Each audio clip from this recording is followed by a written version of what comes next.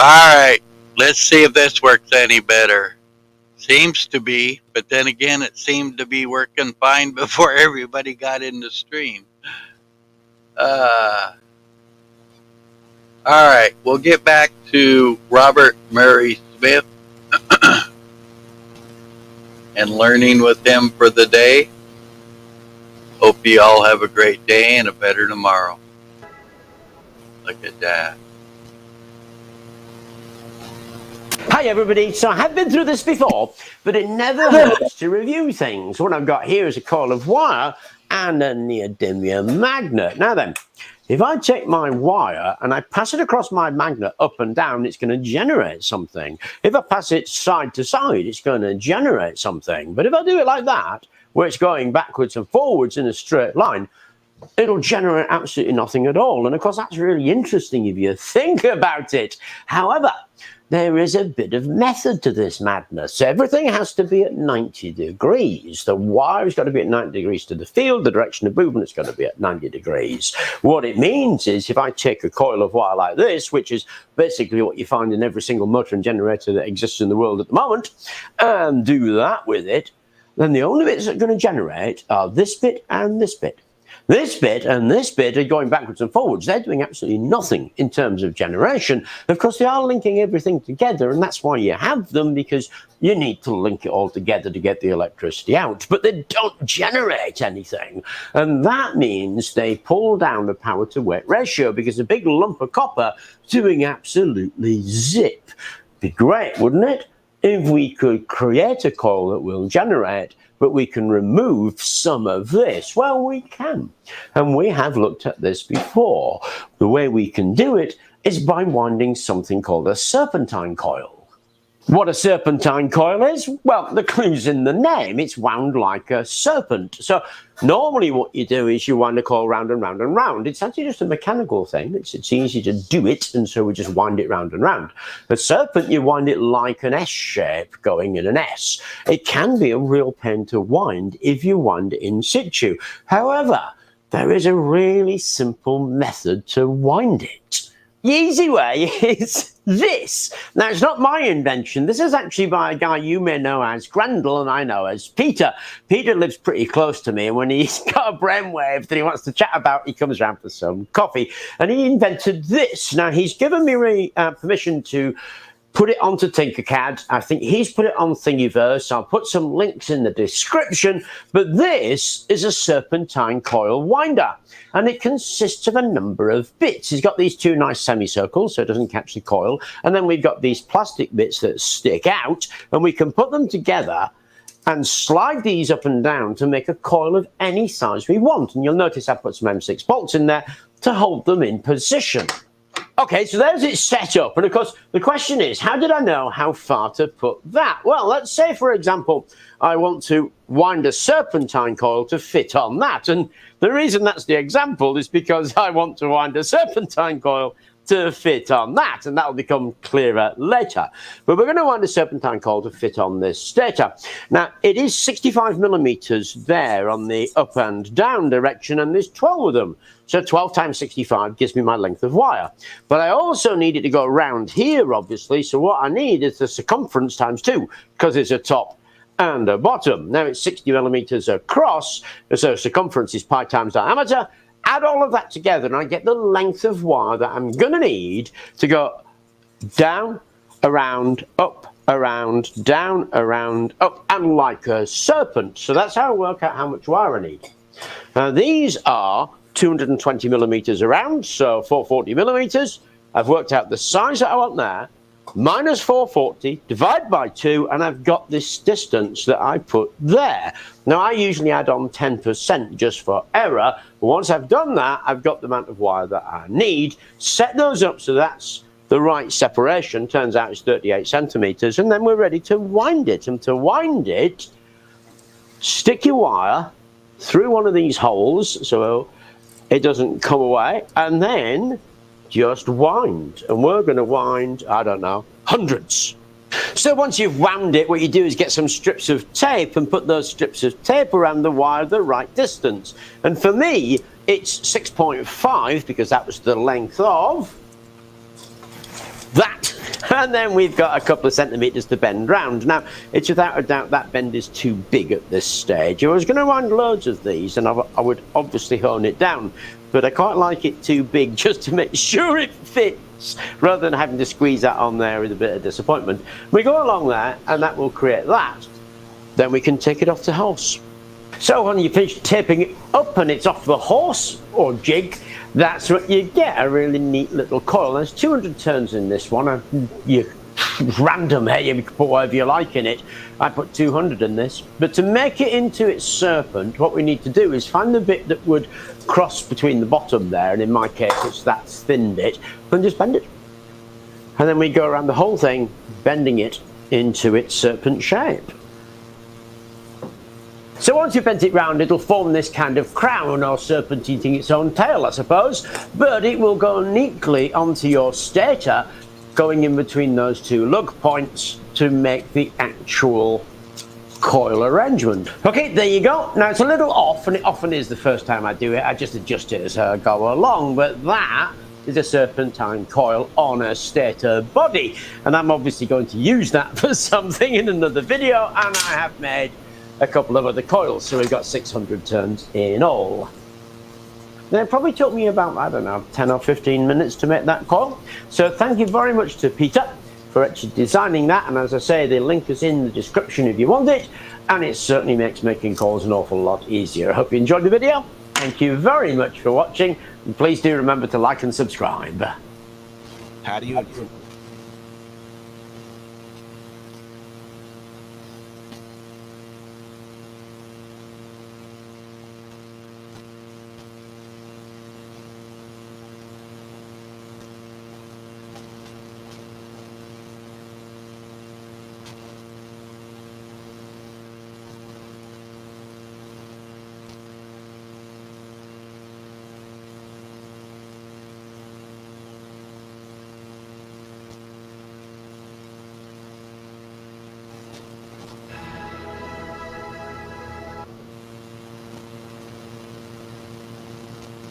For much of our existence as a species, we haven't had much access to power, and the medieval world was dominated by 4 forms of power: wood, wind, water, and manpower. The water, of course, has been with us for centuries. In the medieval period, what you're talking about are mill racers and mill wheels, grinding corn, running hammers, that sort of thing. Wood for construction and fuel? Well, it was the lifeblood of the medieval man. Wind, mostly used for milling grain, is another well-known source, but perhaps the most well-known source of power in medieval times was man. And man, together with some amazing machines, was used to create some of the most incredible structures across Europe. Have you ever heard of the treadmill crane? Medieval invention, and they looked like this. They were used all over medieval Europe, and these things were amazing. With one man they could lift up to 4 tons, with 2 men 8 to 10 tons, and they were just awesome things. Built mostly from oak and iron, a treadmill crane could weigh over a ton. Sometimes human power actually is surprising in the amount of power that it can generate, and it struck me particularly when I saw this, which was a hamster-wheel desk. But it struck me that could actually be used. Now, I wanted to do this for ages. The thing that's put me off is that a treadmill crane requires a central axle, but that hamster wheel desk doesn't. So I need 2 big wooden wheels. There's quite a few ways of going around that. But the way I thought I'd do it, actually, using a technique called cold moulding. Cold moulding is actually brilliant. We've used it before when we made a skateboard, but it's used all over the place. You see it in furniture, you see it used as boats for the stem, keel and ribs, and you'll see it in roof trusses. All it really is bending bits of wood and gluing them together. When you bend the bit of wood and apply the glue, it keeps its bend, and keeps its bend perfectly. Now, a lot of the time, people are worried about things like that, and I don't know why, because it is essentially really simple stuff. You need a mould. And when you say a mould, it's just rough and ready. This is my mould. It's a semicircle, and it's obviously made out of scrap timber that I've screwed to the bench in a semicircular shape. That's the mould. And what I'm going to do is take these thin bits of wood, which are cut from plywood. They're 5 millimeters thick, 2.4 meters long, and they've got a nice arc to them when they bend. Now, being 5mm thick, if I try to bend them too far, they're of course going to snap. If I have a tighter radius of curve, well, I want thinner timber. If my radius of curve isn't particularly great, I can glue up thicker timber. I have to glue as many pieces. But I've chosen 5mm and I have 7 strakes to go around that bend to make my semicircle. Then I put 2 semicircles together, that'll make my wheel. Like I said, cold moulding, super simple. Depends quite a lot on the glue. There's a lot of choices with the glue. One thing you can use is this stuff, which to be honest is spectacular, but difficult to apply. So the Gorilla Glue, the wood glue, is easier to apply, but not as tough as this stuff here. The stuff I'm going to use is this, Cascamite. Cascamite is almost universally the both of us. It's weatherproof, it's gap filling, easy to use and relatively cheap, because this is quite expensive actually, you use a lot of it. You mix up your Cascamite. With Cascamite you only need to paint one side of the wood. With this stuff it's better to do both sides, with this stuff you do one side. Paint you one side of the wood with Cascamite and then bend it around your former. So we just put that around the former and bend it. When we bend it, we need to hold it against the former, and again there's options. You can clamps if you have to have a million of them. You can use a luggage strap. Because we're going to be screwing into this, equally we could just screw them down onto each other. 6 hours later you can take them off and it's done. So cold moulding, really simple technique, really useful for doing a ton of things, and that's exactly what we're going to do now. So let's mix up some Cascamite. Okay, you got about an hour's working time with this stuff, which is quite a lot really, so you don't have to be too anal about it. But basically brush it on and lay it against your former. Now your mould, obviously you don't want you sticking wood to it. You have to do something to protect it. I've seen lots of people using lumps of plastic, which to be honest is really irritating because the plastic gets in the way. So I actually oil it. I just put some oil on there. Now on something like this, where there's going to be no finish on it particularly, to be honest, it doesn't really matter. Equally, fixing it down, you use screws, sashes, clamps, whatever it is you've got. Again, it's going to depend on your finish. So if you're going to have a fine bit of furniture, you probably don't want a whole lot of screws in there. If you're going to have a wheel like me, a few screws doesn't matter. Equally, the finish doesn't matter. Now, I've found that the oil will come off relatively easily with a bit of acetone. So I give the wood a clean with acetone and then get a finish on it.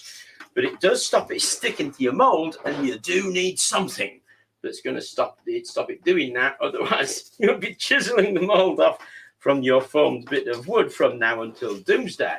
So just cut one side, lay the other bit on top, and continue that process until you've got all of the bits done, because the drying time means this has got to slip. It is going to slip when we try and get it on the mould. So you, again, don't need to be too anal about it. It's all glued up into the former.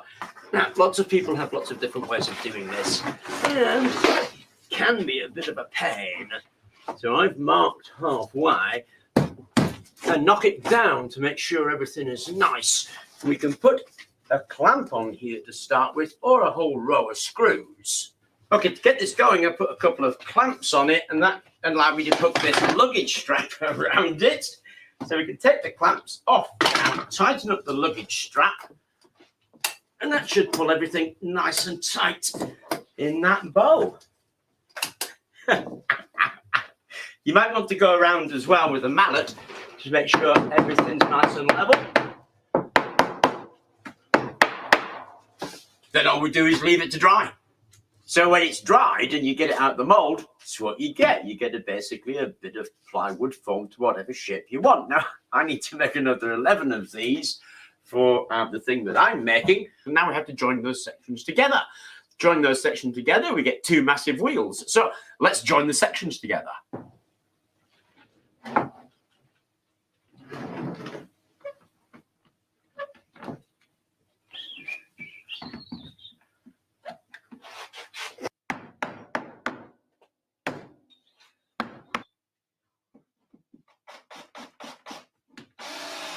There you go, 2 big wooden hoops. Now we're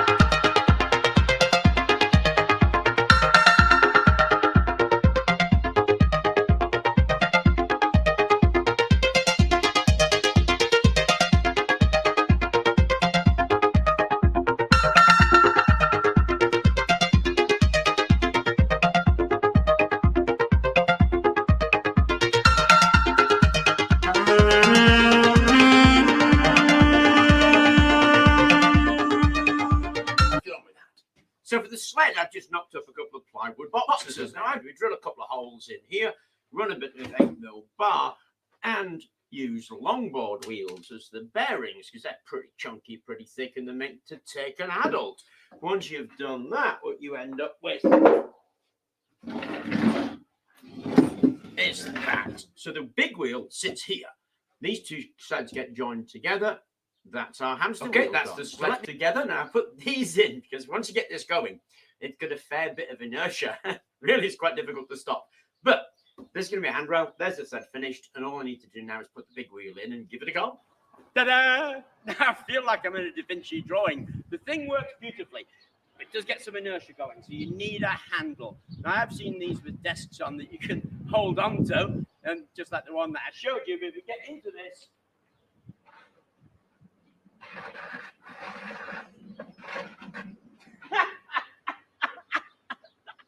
that actually is awesome. So that's the basic wheel done. Now we're going to turn it into a generator, of course, and that's little more than strapping a motor. So there are 100 different motors you might go for. You might go for something like this, which is a hoverboard motor, but I'm going to use my good old favorite tiny Neva stepper motor. We're going to use that. Pop one of those onto it. It's a flexible couple, and we've got a bit of rubber tape to put around that couple so there's got a little bit of grip, and I will stack that on some wood until it meets the longboard wheel. I mean, basic, I know. Should work though. Okay, nothing fancy here. Move along, nothing to see. All I've done is glue the stepper onto a stack of wood so it's the right height, and we can pop that in there. Jam it up against the longboard wheel, and when the longboard wheel turns, well, the stepper motor turns, and you can see that happening. Now, the ratio is 100 to 1, because we've got 25 to 1 coming down to the longboard wheel, from the big wheel to the longboard wheel, and then a 4 to 1 going from the longboard wheel to the stepper motor. We've obviously got 4 points of contact. We're going to do one and see how it performs. Now, all we've got to do is screw that in place. Okay, so we've got it set up. I've got 2 loads to try out. One's a bunch of LEDs, like 35 volts, and the other is a filament light bulb, which is basically just a resistive lamp, obviously. We've got the meter connected up to it. I've got the phone playing on the meter, so we're going to give it a spin up and see what we get.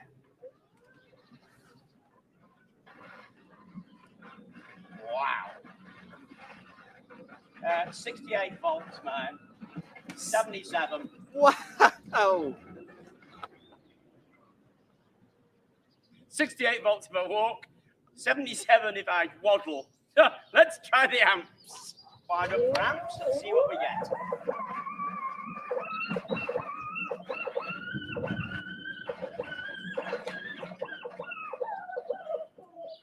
So about 0.8 of an amp. Go 50, 60 watts, ballpark figure, somewhere around about there. And I had no trouble at all in turning that. So I'm pretty sure I could get another single motor on there. And maybe 4. I'm not sure about 4. Might be a bit difficult then, because remember, it's the torque I can put in. Now, why did it work so well? It worked so well just because of the gear ratio. We used this with the 100 to 1 gear ratio. So, of course, I'm turning that about 10 RPM. It's doing about 1,000 RPM. It's going to give out some volts and amps. That's the way it is. Let's be honest, this idea of a big wheel might seem a little cracked at first, but actually it's the growing trend for at-desk exercising, and it's not only being applied to people. You're finding this as a massive trend in pet exercise with cat wheels, and they're designed in exactly the same way that we just designed the big wheel, and you're finding dog wheels as dog exerciser wheels. So they're a huge growing trend in both pet care and in human health when it comes to the fight against the sedentary lifestyle that we lead. Now, the thing that we built produces about 120 watts. That's enough to run a PlayStation. So perhaps you could get the kids off the sofa, and while they're playing their games, they could do a walk or a run at the same time. Anyway, when you can make those wheels, you can make that generator, that cat wheel, that dog wheel, that kid wheel, whichever wheel you want. The trick is the big hoops that we made. Once you make those, you're making anything you want.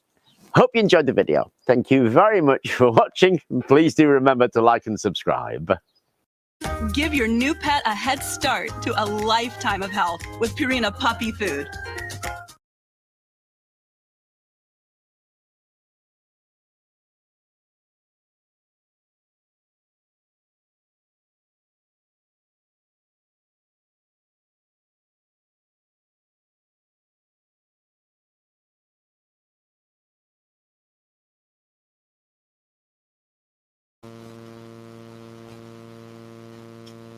All right, you people. I think we're going to go ahead and end this stream today. It was a flop. We'll have a definitely better one tomorrow, hopefully. You all have a great day and a better tomorrow. Take care. Bye.